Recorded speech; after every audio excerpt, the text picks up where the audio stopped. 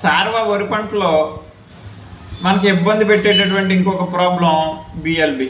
ఈ bacterial leave blight ఆకు ఎండు తెగులు. దీన్ని మనం జాగ్రత్తగా గమనించినప్పుడు సుతండి ఎండుకుంటూ కిందకి ఎండుకోవడం జరుగుతుంది.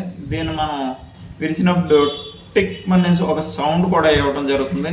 కాబట్టి ఈ ప్రాబ్లంని రికవరీ చేయకపోతే ఫోటోసింథసిస్కి ఇబ్బంది, తద్వారా గింజ పాలు పోసుకునే సమయంలో మనకి క్రాపు దిగుబడి మీద ఇంపాక్ట్ అనేది ఉంటుంది. కాబట్టి రైతు సోదరులు గమనించాలి, మనం ఈ బిఎల్బి నివారణకి 100% ప్లాంటమేషన్ లీటర్ నీటికి ప్రివెంటివ్గా ముందుగానే స్ప్రేయింగ్ చేయడం మంచిది.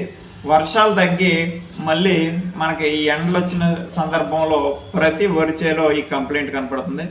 దట్టు మనకి పిఎల్ వెరైటీలో బాగా ఎక్కువగా ఉంటుంది. నెక్స్ట్ 13-18 తర్వాత స్వర్ణ వెరైటీలో ఉంటుంది. మిగతా అన్ని వెరైటీల్లోనూ ఈ బిఎల్బి బ్యాక్టీరియల్ లీవ్ బ్లైట్ కంపల్సరీగా కనపడుతుంది.